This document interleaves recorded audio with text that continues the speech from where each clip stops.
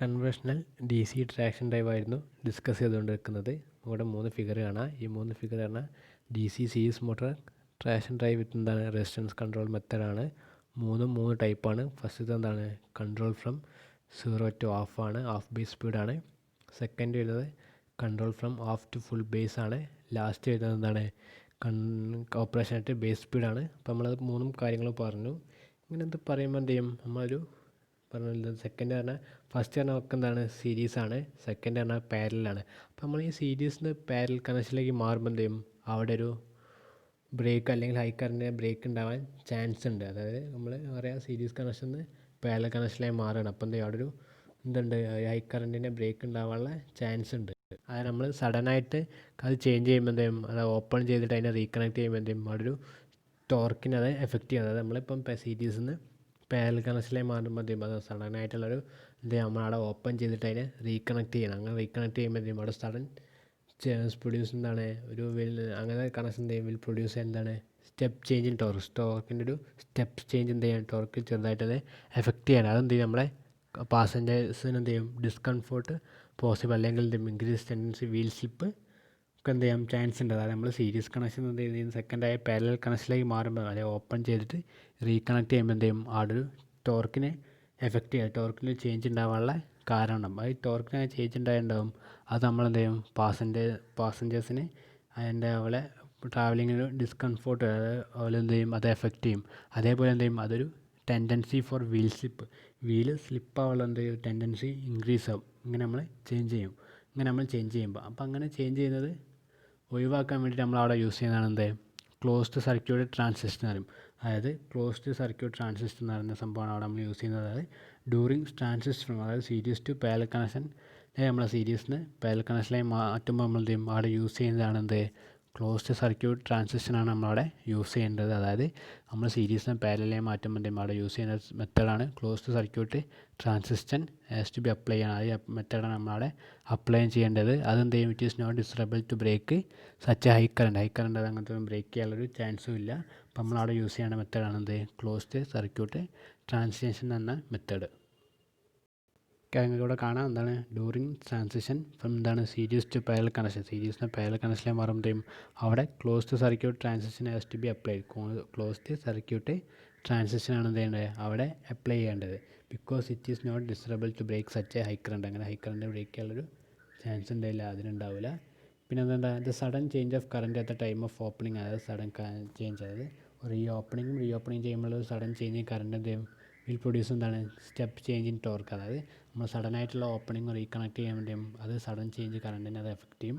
അവിടെ എന്ത് ചെയ്യും സ്റ്റെപ്പ് ചേഞ്ച് ഇൻ ടോർക്ക് ഉണ്ടാവും. അത് കാരണം ഉണ്ടാവും കോസിങ് എന്താണ് discomfort to passengers and increase എന്താണ് ടെൻഡൻസി ഫോർ വീൽ സ്ലിപ്പ് ചെയ്യാനും അല്ലെങ്കിൽ പാസഞ്ചേഴ്സിന് അത് ഡിസ്കംഫോർട്ടായിട്ട് എഫക്റ്റും ചെയ്യും.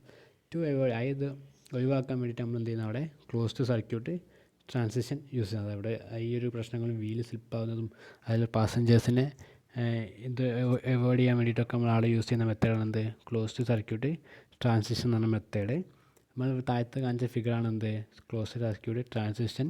അതിന് അല്ലാതെ വേറെ പേരും പറയുന്നതാണ് ബ്രിഡ്ജ് സർക്യൂട്ട് ട്രാൻസിഷൻ എന്ന് പറയും. ഇവിടെ കാണിച്ചാണ് എന്ത് ക്ലോസ്ഡ് സർക്യൂട്ട് ട്രാൻസിഷൻ. ഈ ഫിഗറിൽ കാണിച്ചതാണ് നമ്മളെ ക്ലോസ്ഡ് സർക്യൂട്ട് ട്രാൻസിഷൻ അല്ലെങ്കിൽ എന്താണ് ബ്രിഡ്ജ് സർക്യൂട്ട് ട്രാൻസിഷൻ. രണ്ട് പേരിലും അറിയപ്പെടും, ക്ലോസ്ഡ് സർക്യൂട്ട് അല്ലെങ്കിൽ ബ്രിഡ്ജ് സർക്യൂട്ട് ട്രാൻസിഷൻ എന്ന് അറിയപ്പെടും. ഓക്കെ, അപ്പോൾ ഈ ഫിഗറിൽ കാണിച്ചാണ് നമ്മളെന്ത് ക്ലോസ്ഡ് സർക്യൂട്ട് അല്ലെങ്കിൽ ബ്രിഡ്ജ് സർക്യൂട്ട് ട്രാൻസിഷൻ.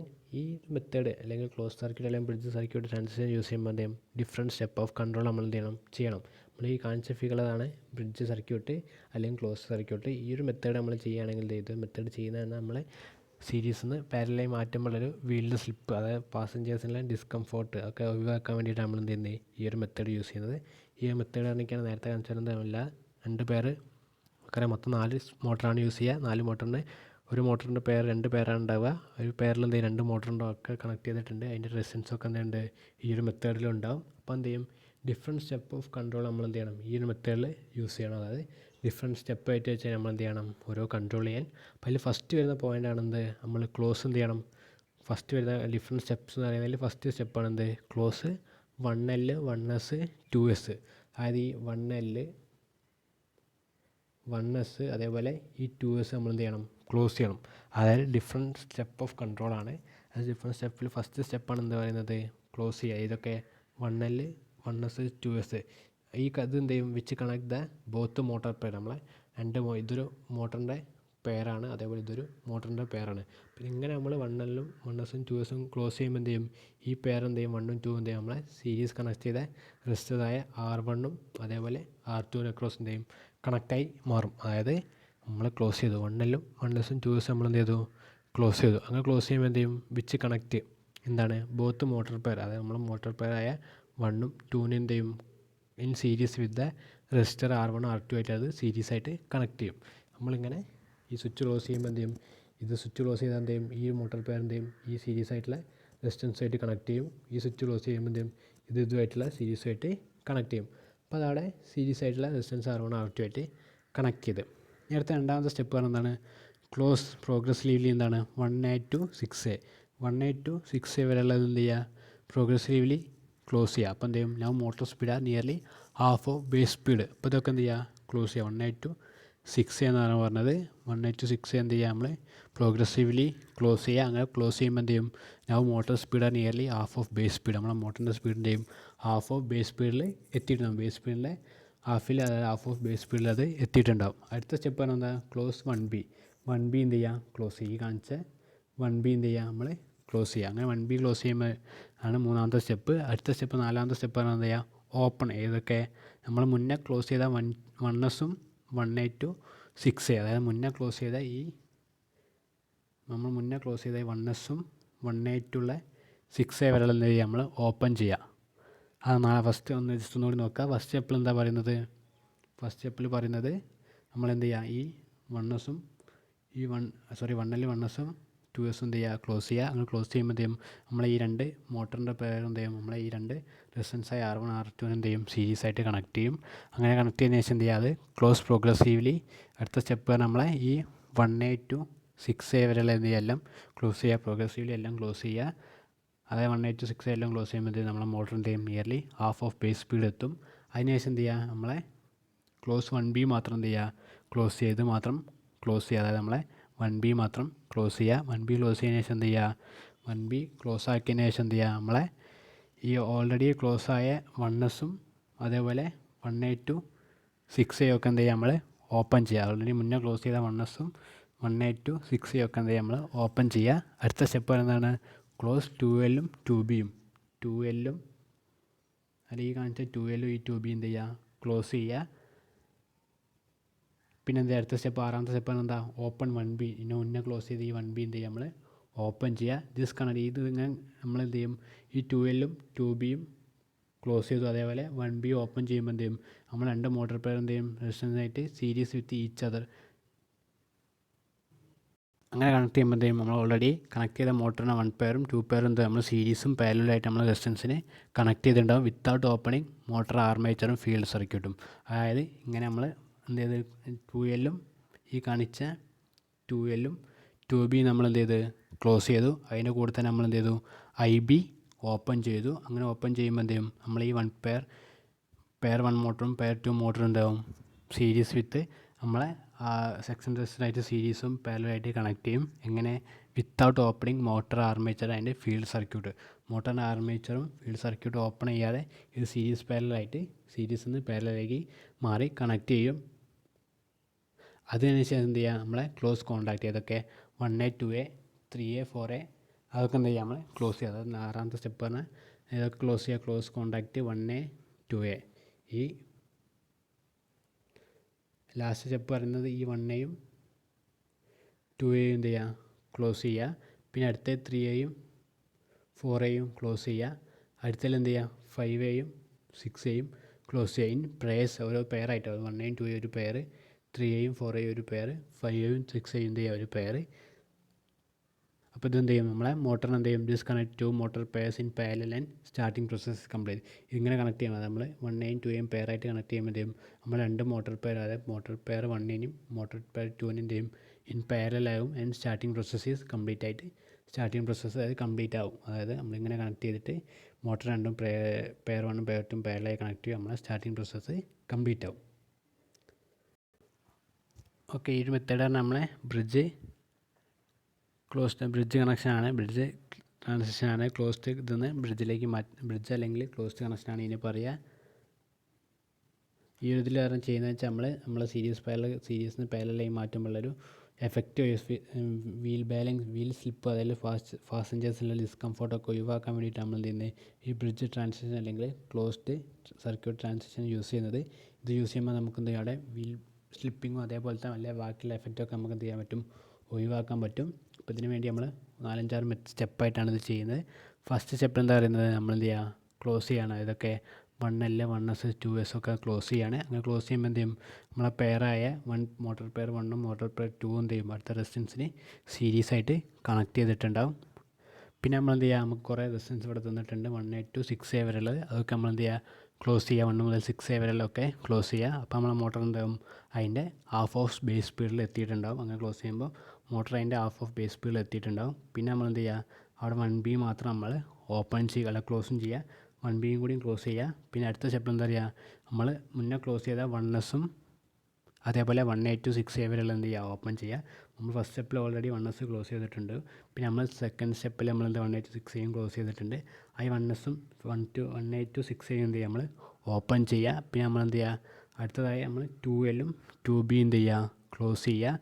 പിന്നെ നമ്മൾ എന്ത് ചെയ്യുക, 1B മാത്രം ഓപ്പൺ ചെയ്യുക. അപ്പോൾ എന്ത് ചെയ്യുക, നമ്മളെ 2 മോട്ടോർ പെയർ എന്ത് ചെയ്യും, സീരീസിന് അത് അതായത് അങ്ങനെ 1B ഓപ്പൺ ചെയ്തതിന് ശേഷം എന്താ ദിസ് കണക്ഷൻ, ഈ കണക്ഷൻ എന്ത് ചെയ്യും, 2 motor pair with a resistance in series with each in parallel. അത് ഈ സീരീസിലുള്ളത് പാരലാക്കി കണക്ട് ചെയ്തിട്ടുണ്ടാവും. സീരീസ് നേരെ അത് പാരലൽ കണക്ഷനിലേക്ക് മാറിയിട്ടുണ്ടാവും. സീരീസ് നേരെ അത് നമ്മൾ അവിടെയും ഇവിടെയും ഓൺ ഓഫ് ആക്കുമ്പോൾ എന്ത് ചെയ്യുക, അങ്ങോട്ട് സീരീസ് എന്നുള്ളത് പെയർ എന്ത് ചെയ്യും, അത് പാരലിലേക്ക് മാറിയിട്ടുണ്ടാവും.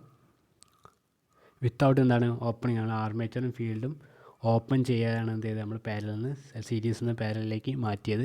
അറ്റ് ലാസ്റ്റ് സ്റ്റെപ്പ് എന്താണ് പറയുന്നത്, ക്ലോസ് കോൺടാക്ട് ചെയ്യുക. ഇതൊക്കെ കോൺടാക്ട് നമ്മൾ മുന്നേ ഓപ്പൺ ചെയ്ത 1 മുതൽ 6 വരെ എന്ത് ചെയ്യുക, ഓരോ പെയറായിട്ട് ക്ലോസ് ചെയ്യുക.